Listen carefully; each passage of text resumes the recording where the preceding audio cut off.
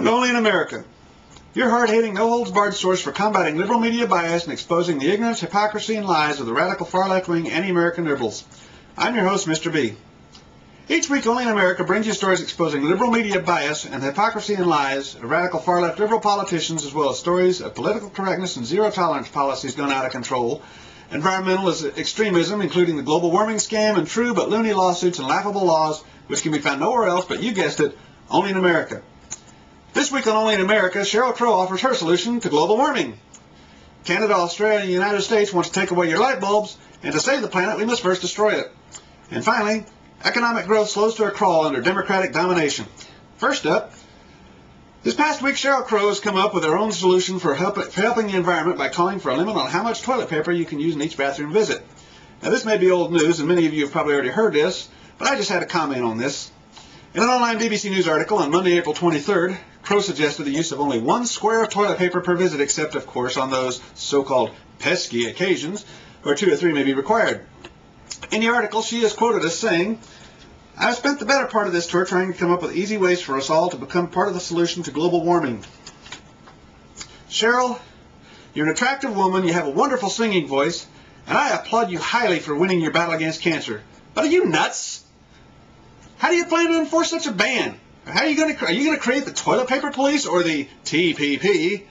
Are we going to install hidden toilet paper cameras to take pictures of those exceeding the 1 square limit? I can see it now. A new black market item. Toilet paper. I like Rush Limbaugh's idea that toilet paper companies could make the perforations 3 feet apart so 1 square, or in this case rectangle, would meet her 1 square per visit proposal. Optionally, you could also use the New York Times. That's all that's worth anyway. And on the subject of global warming, we've at least 1 U.S. state and whole countries chiming in with their own idea on how to combat global warming by banning the incandescent light bulb. This isn't a joke, folks.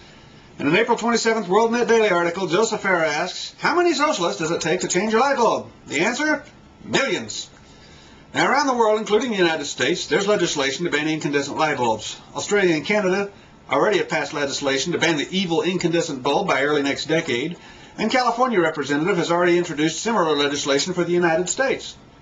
Now, I've heard stories that production of the incandescent bulb results in more greenhouse gases, which results in so-called global warming. But in order to save the planet, we need to make the incandescent bulb go the way of the dodo bird and use strictly fluorescence. Now, there's one little fact that's been missed in this debate, however. Fluorescent bulbs contain mercury, a very deadly pollutant. Now, I had a rather heated debate with someone over this issue recently, and he told me the fluorescents last longer, and there are only a small percentage of people who actually use them. That may be true, but go from a small percentage of only 5 or 10% to 5 billion people worldwide using fluorescents, and you exponentially multiply the amount of mercury that gets tossed away every day. So I assume we must first destroy the planet in order to save it. Is that it? So in order to prevent that, now you'll be forced to recycle old bulbs, take them to hazardous waste sites, and you'll take up more of your precious time. Not only does mercury poison the ground, but the article also states there's been studies which link fluorescence to depression, suicide rates, skin cancer, anxiety, sleep disorders, attention deficit disorder, headaches, and more. I don't know how accurate these studies are. I don't know. It's something I've only just recently heard about. Now, once all this becomes law of the world, what happens 10 years from now when the land has been polluted with mercury from illegally dumped bulbs? These same lunatics called for the switch to fluorescence will be on the warpath again, claiming that we need to do something different. Just goes to show these wackos don't know what they're talking about in the first place. But hey, I'm a speculator. I might just save my old light bulbs. They can be collector's items someday. Wonder what I can get for my old 60-watt bulb on eBay. And speaking of destroying the planet in order to save it, the Times Online reported in an April 12th article that the price of meat is set to rise in America. So what does this have to do with global warming and saving the planet, you ask? Well, the U.S. Department of Agriculture has reported that the meat supply is going to fall this year due to high cost of feed. So, why is the cost of feed so high? Well, the increasing demand for so-called biofuels using corn products. The increasing demand is drawing down the corn supply, and thus reducing the supply available to cattle farmers as feed for their livestock, and as a result, the prices go up. So due to the increased costs, farmers are reducing their inventory of livestock and cutting back on the amount of meat available as a side effect. And of course, this makes PETA happy. World food prices increased 10% last year due to the surge in prices of grain products, and this is only going to continue. So now we have to save the planet by starving half the people around the world? So because we've got to use corn for fuel? I have no problem with biofuels, but why don't we at least increase the production of corn, wheat, and soybean products for the hungry people of the world before we use it to make your car start? And finally, an April 27th Associated Press article reports that the U.S. economic growth in the first quarter of 2007 is the weakest in 4 years. Well, duh!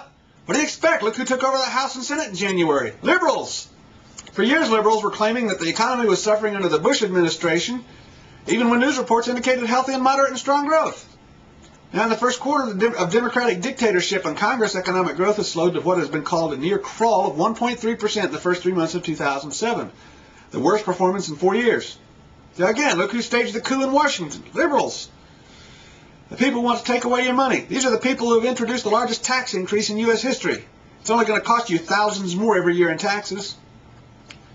These are the idiots who said the Bush tax cut is hurting the American economy, yet an April 25th Reuters article reports U.S. one-day individual tax receipts at an all-time high with $48.7 billion on April 24th, breaking the old record set last year by $12 billion. So if the Bush tax cuts are hurting the economy, how do you account for the increase in tax revenues?